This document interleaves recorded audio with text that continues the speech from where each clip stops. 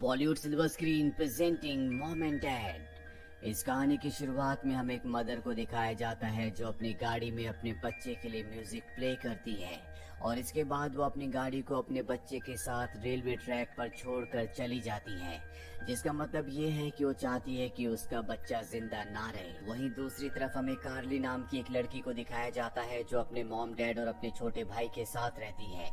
वो इसी न्यूज को देख रहे होते हैं कि किस तरह से एक ट्रेन ने एक गाड़ी को हिट कर दिया। इसके बाद कार्ली अपने स्कूल चली जाती है और जब टीचर उन्हें पढ़ा रहे होते हैं तभी क्लासरूम का फोन रिंग होता है, जिसमें बताया जाता है कि यहाँ क्लास में एक बच्चे को उसके पेरेंट्स लेने के लिए आए हैं। वो बच्चा क्लास से निकल जाता है, लेकिन इसके बाद एक एक करके सभी पेरेंट्स के कॉल आते हैं जो अपने बच्चों को लेने के लिए यहाँ पर आ चुके होते हैं। और स्कूल के बाहर हमें पुलिस की गाड़ियों को दिखाया जाता है, जिसमें कई पुलिस वाले कुछ लोगों को यहाँ से पकड़ कर ले जा रहे होते हैं। और अब स्कूल के लगभग सभी बच्चे बाहर आ जाते हैं, जहाँ पर दिखाया जाता है कि लगभग सभी बच्चों के पेरेंट्स उन्हें लेने के लिए यहाँ पहुँच चुके हैं, लेकिन सारे गेट्स बंद होते हैं। किसी भी बच्चे को उसके पेरेंट्स के पास नहीं भेजा जा रहा होता। और तभी एक बच्चा अपनी मॉम को देखता है और गेट के दूसरी तरफ चला जाता है, जहाँ पर उसकी मॉम उसे अपनी कार की चाबी से मार देती है। और ये देखकर गेट के इस तरफ जितने भी बच्चे होते हैं वो सब के सब डर जाते हैं। किसी को कुछ समझ नहीं आता कि ये क्या हो रहा है, क्यों एक माँ ने अपने बेटे को मार दिया। इससे पहले कि ये कुछ समझ पाते, जितने भी पेरेंट्स होते हैं वो गेट के इस तरफ आ जाते हैं और अपने बच्चों का पीछा करना शुरू कर देते हैं। सब बच्चे अपने पेरेंट्स से भाग रहे होते हैं और उनके पेरेंट्स उन्हें पकड़कर उन्हें मारने की कोशिश कर रहे होते हैं। हालांकि यहाँ पर जो सिक्योरिटी होती है वो बचाने की कोशिश भी करती है, लेकिन पेरेंट्स की और बच्चों की तादाद बहुत ज्यादा है। कार्ली के साथ उसकी दोस्त भी होती है। दरअसल इन दोनों के पेरेंट्स स्कूल नहीं आए होते। वहीं दूसरी तरफ हमें कार्ली के बॉयफ्रेंड को दिखाया जाता है जिसका नाम जॉश है। जब वो अपने घर पहुंचता है तो देखता है कि उसके पिता टीवी पर प्रोग्राम देख रहे होते हैं। वहाँ नीचे बहुत कचरा गिरा होता है, इसीलिए उठाकर बाहर कचरा फेंकने के लिए जाता है।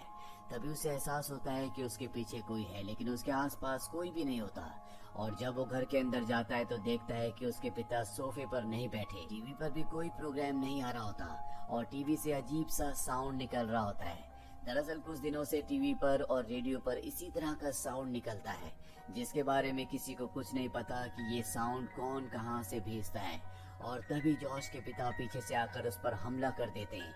वो बॉटल से उसे मारने की कोशिश करते हैं, लेकिन इससे पहले कि वो अपने बेटे को मारते वो अपने आप को जख्मी कर लेते हैं। वहीं हमें कार्ली की मॉम को दिखाया जाता है जो हॉस्पिटल में अपनी बहन से मिलने जाते हैं, क्योंकि उसकी बहन ने आज एक बच्चे को जन्म दिया है। लेकिन हॉस्पिटल में चारों तरफ अफरा तफरी होती है। तभी वो टीवी पर न्यूज देखती है, जिसमें बताया जाता है कि टीवी और रेडियो पर एक ऐसा साउंड ट्रांसमिट किया जा रहा है जिसे सुनने के बाद पेरेंट्स जो अपने बच्चों से बहुत प्यार करते हैं उन्हें मार रहे हैं। कार्ली की मॉम को ये बात बिल्कुल समझ नहीं आती और अब उस वार्ड में जाती है जहाँ पर उनकी बहन है, जहाँ पर उनकी बहन ने एक बच्चे को जन्म दिया है। कार्ली की मॉम की बहन अपने बच्चे को बहुत प्यार से अपनी गोद में पकड़ती है और तभी पीछे जो स्क्रीन होती है वो अपने आप ही बंद हो जाती है और उस पर वही साउंड ट्रांसमिट होना शुरू हो जाता है, जिससे कार्ली की मॉम की बहन अपने आप को खो देती है और वो अपने बच्चे को दबाना शुरू कर देती है। कार्ली की मॉम देख लेती है कि उसकी बहन अपने बच्चे को अपनी गोद में दबा रही है, जिससे बच्चा अनकंफर्टेबल हो रहा है, इसीलिए वो बच्चे को छीनने की कोशिश करती है। लेकिन उनकी बहन किसी भी कीमत पर अपने बच्चे को उन्हें नहीं देना चाहती। यहाँ पर जो डॉक्टर्स भी होते हैं वो भी उसे पकड़ लेते हैं और किसी तरह से कार्ली की मॉम अपनी बहन से उसके बच्चे को छीन लेती है। लेकिन उनकी बहन यहाँ पर भी नहीं रुकती, वो अपने बच्चे पर एक बार फिर से हमला करने की कोशिश करती है, लेकिन कार्ली की मॉम किसी तरह से उस बच्चे को बचा लेती है। वही कार्ली और उसकी फ्रेंड को दिखाया जाता है जो उसके फ्रेंड के घर पर जाते हैं और जब कार्ली नीचे होती है तो उसकी फ्रेंड ऊपर चली जाती है। बहुत देर बीतने के बाद भी जब उसकी फ्रेंड ऊपर से नीचे नहीं आती तो कार्ली उसे देखने के लिए ऊपर जाती है, जहाँ वो देखती है कि उसकी फ्रेंड की मॉम ने उसकी फ्रेंड को मार दिया है। ये देखकर कार्ली डर कर वहाँ से भाग जाती है। तभी रास्ते में उसका बॉयफ्रेंड जॉश उसे मिल जाता है। ये दोनों एक दूसरे को देखकर बहुत खुश होते हैं।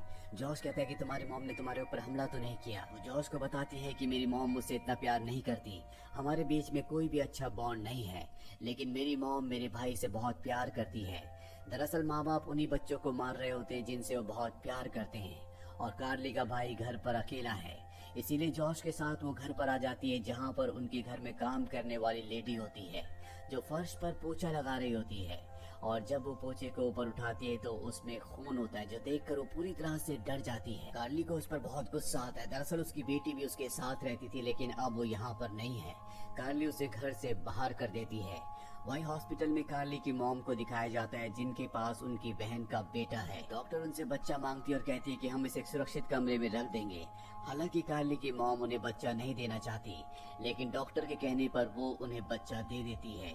जिसके बाद बच्चे को एक सुरक्षित वार्ड में रख दिया जाता है, जहाँ पर और भी बहुत सारे बच्चे होते हैं। और वार्ड के बाहर इन बच्चों के पेरेंट्स होते हैं, जो अपने अपने बच्चे को वहशी दरिंदे की तरह घूर रहे होते हैं, क्योंकि ये अपने बच्चों को मारना चाहते हैं। लेकिन इनमें से कोई भी अंदर नहीं आना चाहता। कार्ली की मॉम को अपने बेटे की चिंता होती है। उसे डर होता है कहीं उसके पति भी इस साउंड से अफेक्टेड ना हो गए हों और वो घर जाकर उसके बेटे को ना मार दे। वही घर पर दिखाया जाता है, जहाँ पर कार्ली अपने बॉयफ्रेंड जॉश के साथ है। वो किसी तरह से अपने भाई को ढूंढ लेती है, जो ऊपर बेड के नीचे छुपा होता है। वो कार्ली को बताता है कि किस तरह से हमारे घर में काम करने वाली लेडी ने अपनी बेटी को मार दिया, इसीलिए मैं डर कर यहाँ पर छुप गया। कार्ली कहती है कि हमें यहाँ से जल्द निकलना पड़ेगा, इससे पहले कि मॉम और डैड घर पर आ जाए। और अब कार्ली के पिता नीचे आ गए होते हैं, जहाँ पर उसका बॉयफ्रेंड जॉश होता है। दरअसल कार्ली के पिता जॉश को बिल्कुल भी पसंद नहीं करते। जॉश चाहता है किसी तरह से वो उन्हें अपनी बातों में उलझा ले, ताकि कार्ली और उसका भाई यहाँ घर से निकल जाए। कार्ली के पिता और जॉश के बीच में आर्गुमेंट्स हो रहे होते हैं और तभी कार्ली का भाई नीचे आ जाता है। और जब उसके पिता अपने बेटे को देखते हैं तो वो उस पर हमला करने के लिए भागते हैं, लेकिन जॉश उन्हें पकड़ लेता है। कार्ली के पिता जॉश को मारकर बेहोश कर देते हैं, जिसके बाद वो अपने दोनों बच्चों को मारने के लिए उनका पीछा करना शुरू कर देते हैं। कार्ली के भाई की टॉय कार वहाँ पर होती है, जिसके ऊपर उसके पिता का पैर आ जाता है और वो गिर जाते हैं।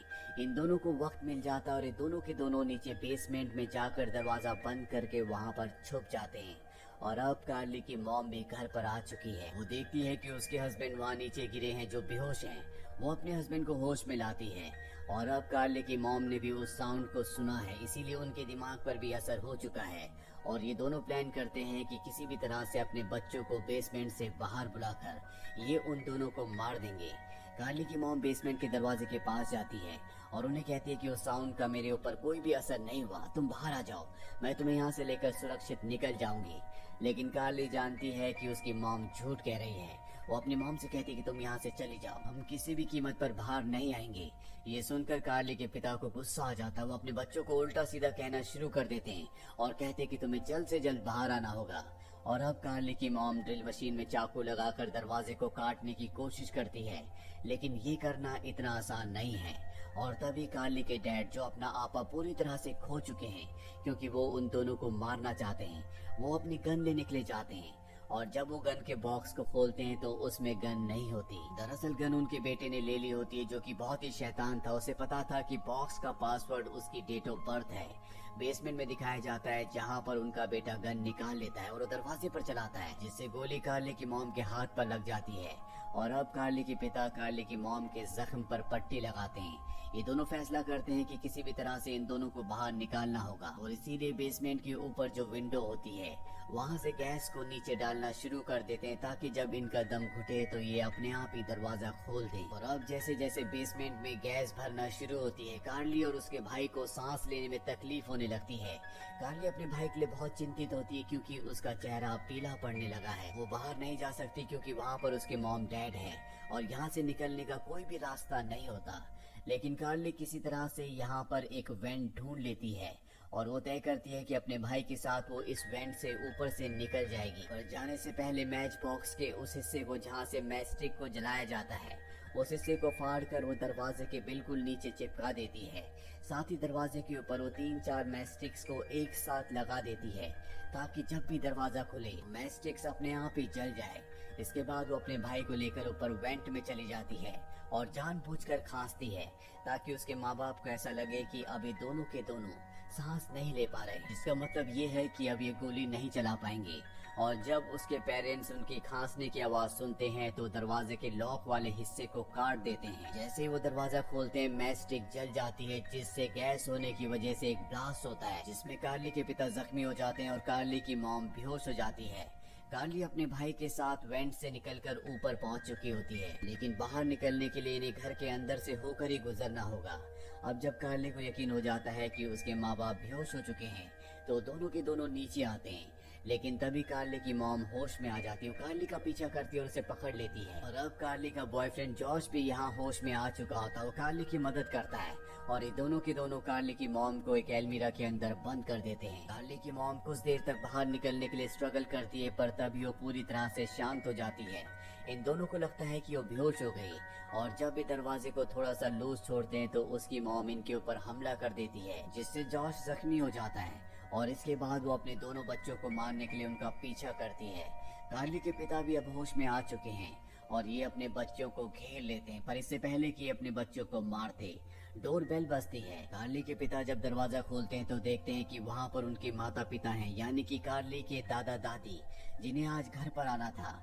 और जिस तरह से कार्ली के माता पिता उन्हें मारना चाहते हैं, इसी तरह से कार्ली के पिता के माता पिता जो हैं वो अपने बच्चे को मारने के लिए उस पर हमला कर देते हैं। जिसके बाद यहाँ पर चूहे बिल्ली का खेल शुरू हो जाता है, जहाँ पर कार्ली के पिता अपने बेटे को मारना चाहते हैं, वहीं कार्ली के दादा भी अपने बेटे को यानी कि कार्ली के पिता को मारना चाहते हैं। ये सब के सब एक दूसरे को मारने के लिए उनके पीछे भाग रहे होते हैं।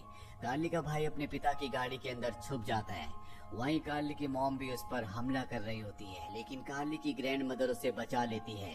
दरअसल ये जो साउंड होता है, इस साउंड से माँ बाप सिर्फ अपने बच्चों को मारते हैं, दूसरे किसी बच्चे को कोई भी नुकसान नहीं पहुँचाते। वहीं कार्ली के पिता गाड़ी को स्टार्ट करते हैं और उसे तेजी से बैक करते हैं, जिससे वो अपनी मॉम को हिट कर देते हैं। उसके पिता जो गाड़ी के ऊपर होते हैं वो भी गाड़ी के सामने आकर गिरते हैं, जिससे उसके माता पिता की मृत्यु हो जाती है और कार्ली के पिता भी बेहोश हो जाते हैं। पर अब भी कार्ली की मॉम है जो उन दोनों को मारना चाहती है, पर तभी वहाँ पर जॉश आ जाता है और कार्ली की मॉम को बेहोश कर देता है। और जब कार्ली के माता पिता को होश आता है तो दोनों के दोनों बेसमेंट में होते हैं, जहाँ पर कार्ली और जॉश ने उन दोनों को बांधा हुआ होता है। कार्ली की मॉम कहते हैं कि हम तुमसे बहुत प्यार करते हैं। कार्ली के पिता कहते हैं पर पता नहीं क्यों कभी कभी ऐसा मन करता है कि हम तुम दोनों को मार दें। और उन दोनों की आंखों में एक डीमन दिख रहा होता है जो कार्ली और उसके भाई को मारना चाहते हैं। इसीलिए कार्ली अपने माँ बाप को नहीं खोलती और उन्हें इसी तरह से बांधकर उसी बेसमेंट में रखती है। और इसी के साथ ये कहानी, ये फिल्म यहीं पर खत्म हो जाती है। इस कहानी में ये नहीं बताया गया कि वो साउंड जिससे लोगों के दिमाग में इतना असर होता है, जिससे वो अपने बच्चों को मारना चाहते हैं, वो कौन प्रोड्यूस करता है, उसे कौन भेजता है, ये इस कहानी में एक सस्पेंस ही रखा गया है। तो ये थी पूरी कहानी फिल्म मॉम एंड डैड की। ये फिल्म ईयर 2017 में रिलीज हुई थी। IMDb पर इसकी रेटिंग है 5.5। उम्मीद करते हैं कि ये कहानी आपको पसंद आई होगी।